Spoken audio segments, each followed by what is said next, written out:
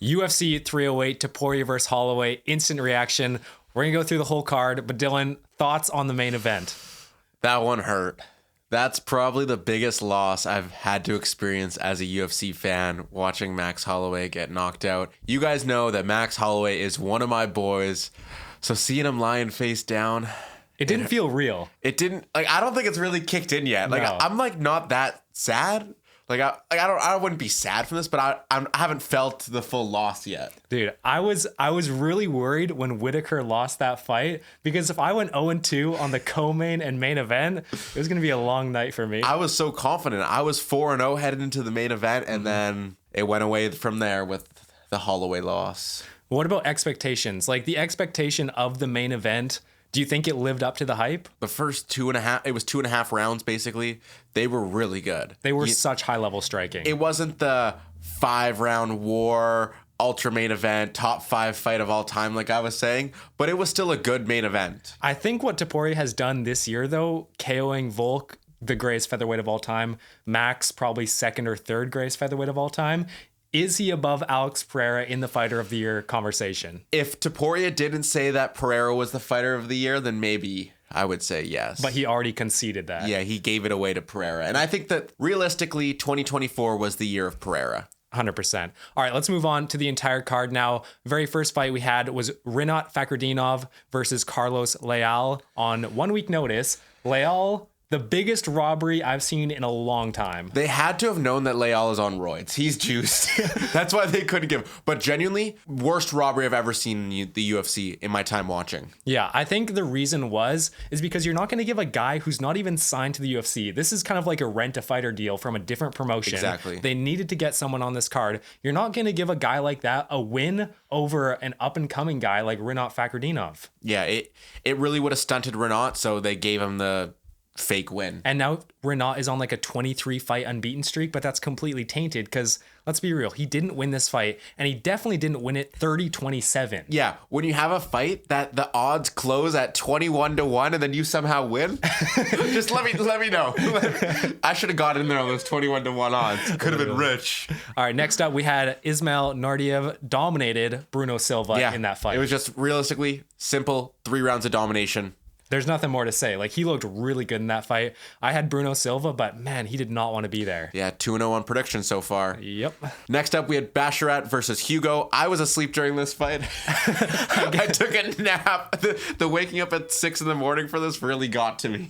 So Basharat, he got a solid win over Victor Hugo, who was 10 pounds overweight. Like, that's not even funny. Mm-hmm. You need to be like, I don't know, reprimanded, or there needs to be some sort of punishment for these fighters who come in that overweight. Like, that's not even trying to hit weight. So what do you do in that case? Yeah, he just gave up. And like, what do you do as Basharat? Like, you just don't fight on this 308 card that's so stacked and have a ton of eyes on it. And you don't make money. You've paid for a whole training camp, and you don't make any money if you don't fight. So you're like obligated to take that fight.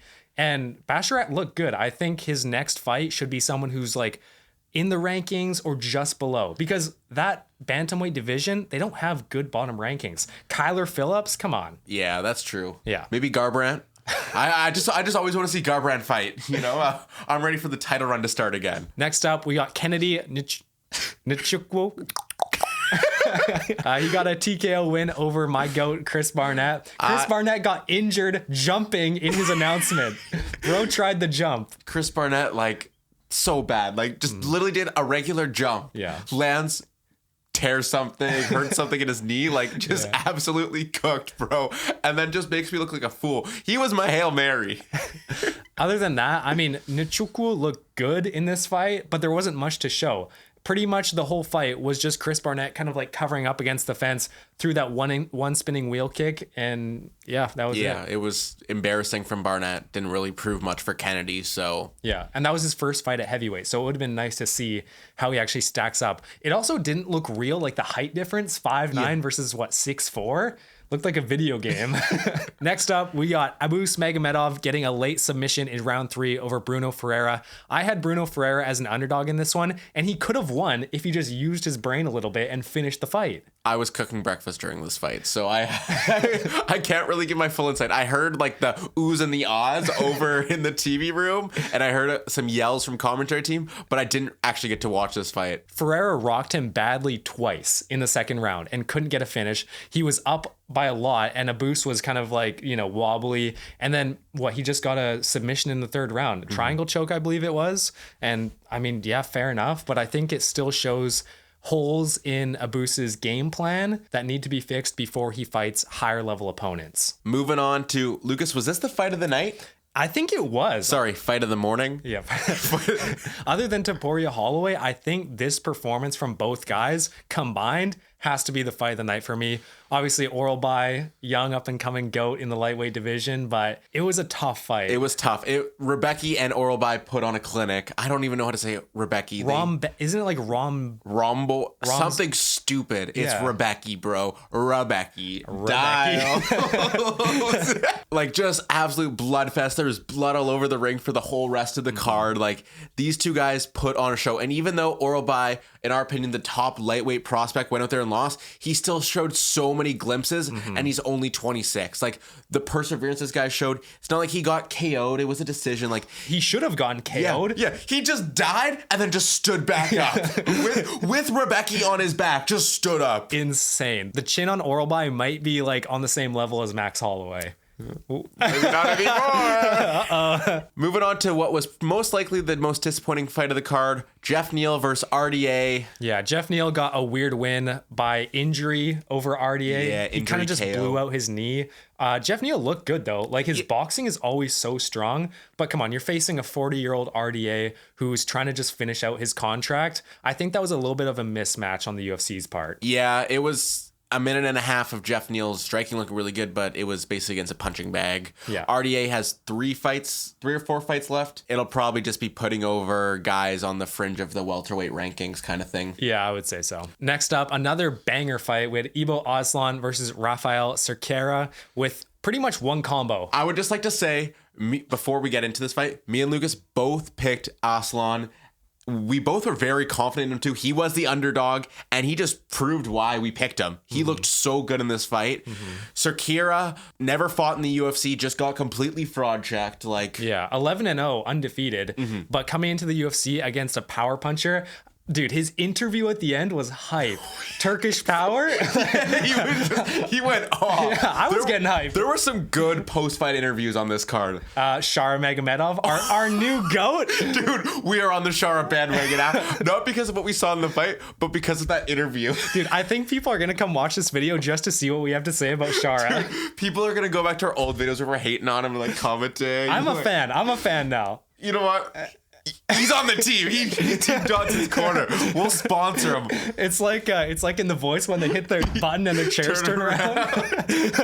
Shara, I want you. Yeah, but Ibo Aslan looked amazing. Like, I realistically think he could fight in the rankings now. We might be overreacting, but he looked so good that I think he could go out there and fight someone like a Johnny Walker or an Anthony Smith at the bottom of the light heavyweight rankings. 100%. He has the power for it, and it looks like he has decent technique. Again, it's such like a short amount of stuff that he showed. It's hard to tell. Moving on to the main card, my notes for this one, Dylan, are Shara Magomedov is my favorite fighter ever. That's what I wrote down. He KO'd Armen Petrosyan with a double spinning back fist. Boom. And then boom. Insanity. Unreal. Said that his older brother taught him that, like, when he first started training. Really? I didn't hear that. Yeah, so like, and that's his new signature move. It's called the Shara Bullet. That's sick. Honestly, I'm hyped for him. Why was he so hyped? I don't even really care about the fight. Like his kicks look crisp as always. Yeah. He showed less holes than we've seen in the past. This is probably the best I've seen him look this year. I would agree. Maybe in his whole career. Yeah. Against someone who is actually not a can. Like, Armen Petrosyan's not a can. Yeah, and Armen Petrosyan can do work in the clinch. He can wrestle, but he didn't really get the chance to use that. And it was like relatively even going into the second round. Armen Petrosyan started off really strong, and I was like, oh, this is going to be a fun video to film afterwards. We can talk about Shara getting fraud checked. But then Shara came back late in the first round, looked great. Lots of low kicks landing for both of them. I think at one point in the fight, Petrosyan had 40 leg kicks. Yeah, it was something crazy like that. He was just spraying them. Crazy. And then, that double back fist came out of nowhere at the end of round 2 and pretty much put him out cold. Thing is that's not even the knockout of the night because of what Ilya did to Max. Knocking out Max Holloway, forever bigger than that, but was an amazing knockout. And just after, like, don't even know what was going on. Shara wasn't even speaking obviously wasn't speaking English, but he wasn't even speaking. What does he speak? Russian? Yeah, dude, he was just waffling He was just on the mic. Random gibberish. I actually kind of liked it though. It was fire. Yeah. Like I said this after Michelle Pereira. Let's see Shara versus Michelle Pereira. It'd be an exciting matchup. Or even like a Kevin Holland. But like you said, Kevin Holland probably just takes that fight right to the ground and submits him. Yeah. Moving on to the first featherweight fight of the main card, we had Lerone Murphy pick up the decision over Dan Ige. Great fight. I mean, pretty much how I expected it to go. Dan Ige had his moments. First round dropped Lerone Murphy hard. You were screaming. I was like, yeah. Can you give us Lerone! Lerone, get up! Lerone! So yeah, that was a banger fight. And after that first round, yeah, it was looking like Dan Ige won that first round. And then Lerone Murphy just stayed at range for the next 2 rounds, picked them up with points. Yeah, I don't know. It wasn't ever looking like Lerone Murphy was going to finish Dan Ige, but we did see good wrestling from both guys. So overall, solid performance. Yeah, and that third round, like, it was very like, oh, who's going to win it? And then that last 20 seconds, Lerone Murphy just really sealed the victory there. And I don't know if I saw as much out of Lerone Murphy as I thought I was going to saw. Like, I think I probably would have hoped for a little bit more out of him to kind of push him into the next tier of featherweights. But his next fight will be really interesting what we see from him. Next fight, we got Magomed Ankalaev versus Alexander Rakic. This low-key kind of killed the vibe of the card a little bit. It was exactly what I was expecting. Yeah, Ankalaev picked up a pretty clear decision win over Rakic. I think they all gave it 29-28. So they did give Rakic one of the rounds, which I was surprised about. I think, but that's what we talked about before. It was likely going to be a 29-28 win for Yeah, but Ankalaev. just with the judging in Abu Dhabi, a guy like Magomed Ankalaev, one of their biggest stars, who's going to be fighting that title shot next. Yeah, actually, that's what we should talk about. Is he going to get the title shot next? He has to. There's no one else it could be. Yeah, there's no other contender. Unless you give Ibo Aslan a title shot. Honestly, would rather, right? Yeah. It was kind of fire. One thing I did want to mention with the last fight, though, reffing was really good this card. Yeah. Like, I feel like every stoppage was like they let it go on, and then we got to see those comebacks. We got to see the Orolbai comeback, the Murphy comeback. So they let it play out. They weren't stopping it too early. And then even like the Aslan fight, he stopped at the right time. Yeah. You know, like, he was not defending it, and the fight was over. So the reffing was really good. Even in that Orolbai fight, I wouldn't be mad if he stopped it earlier, but I am glad that Orolbai got to show up and get out of that position and then kind of come back at the end of the round. There's not really much to say about this Ankalaev fight. Rakic looked like good, okay. Mid, like top 7. Yeah, he looked like a 6 out of 10. You know, he wasn't good, but he wasn't okay. Yeah. You know, like, he'll probably go out and fight one of the guys that's fighting between the 7 to 10 range, like the Alberg. Loser of Olberg Uzdemir. Yeah. I think that's a good matchup for him. So Uzdemir, because Alberg's on that championship run. It's facts. All right, moving on to our co-main event. Khamzat Chimaev submitted Robert Whittaker in the first round. Can we talk about how my shirt finally came? One day before the Whittaker fight, and then he gets submitted instantly. I'm throwing this out. I'm going to burn this. I felt really bad because as soon as Chimaev submitted Whittaker, I stood up. Both Lucas and Matt on the other side of the camera were wearing their Whittaker shirts, and I pointed and laughed at them. They showed me some grace after Holloway lost while I was wearing my Holloway shirt. I got it back at the end. He did get it back. And he also tied our predictions challenge, so we both tied with 8 points tonight. Yeah. But yeah, I took my Holloway shirt off right away, put the hoodie back on. But getting to this fight, it just didn't really have enough time to get going. Yeah. Well, I mean, Chimaev looked good. Yeah, Chimaev looked dominant. He looked like he was pacing himself a little bit more. He wasn't rushing for positions or just ground and pounding. I think it was a very level-headed Chimaev.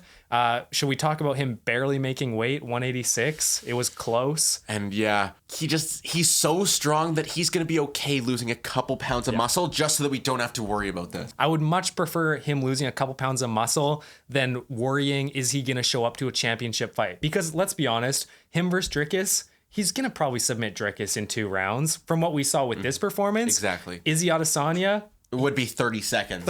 Yeah. Like Izzy got Izzy got taken down by Dricus and submitted in 15 seconds. Like, Chimaev immediately runs at him, shoots a takedown, gone. Yeah, I don't even think Chimaev would have to train for that fight. Yeah, and like this fight was just so weird the way that Whittaker tapped out instantly. Like, clearly something happened to his jaw, but like, and he just knew that choke was in. Like, it looked like he had his mouth open a little bit, and Chimaev got the bottom part of his jaw, and it just kind of like twisted, and looked like a lot of pain. It didn't look like it was broken because it was still like straight, but maybe like a dislocation. So what's next for Chimaev?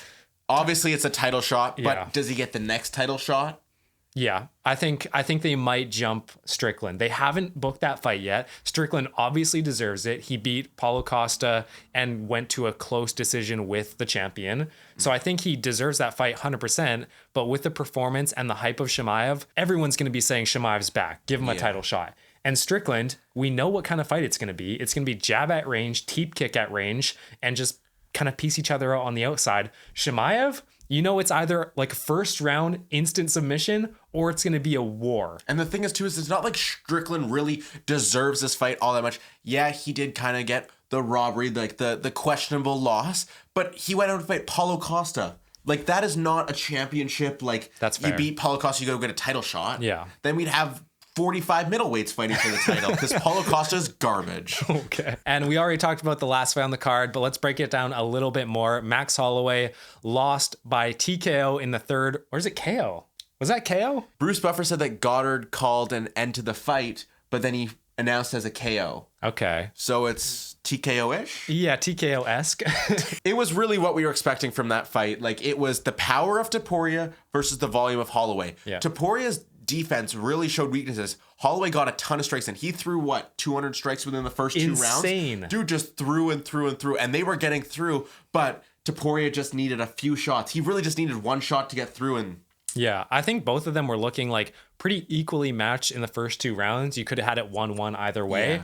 Yeah. I wouldn't be mad at either. But then in that third round, he got through to Max a little bit more. He landed, 2 big punches right on the chin. The right, and then he missed a couple, and then the left after. Yeah, and I think Topuria started mixing it up. He was going that takedown early in the round 1. I did not expect that. I didn't either, but I liked it. It really threw off Max because then it's something you have to keep in mind. Exactly. It's not even about advancing position. It's just, okay, I have to worry about this guy shooting a takedown. If he didn't do that, Max could really focus on the boxing and piecing him up with a jab. But now that he shot that takedown, you have to think about defending those. Yeah, it was a great fight, and Ilya won. Yeah. And he really showed how dominant he is. It's looking like it's going to be Ilya versus Volk at 312. Yeah. I'm surprised how welcoming Ilya was of that encounter at the end. If you didn't know, Volk walked in the octagon and Ilya was like, you defended your title 7 times. You deserve this. I'm happy to fight Diego Lopez or Volk. And I was like, is Ilya like turning a page? He's okay to fight people?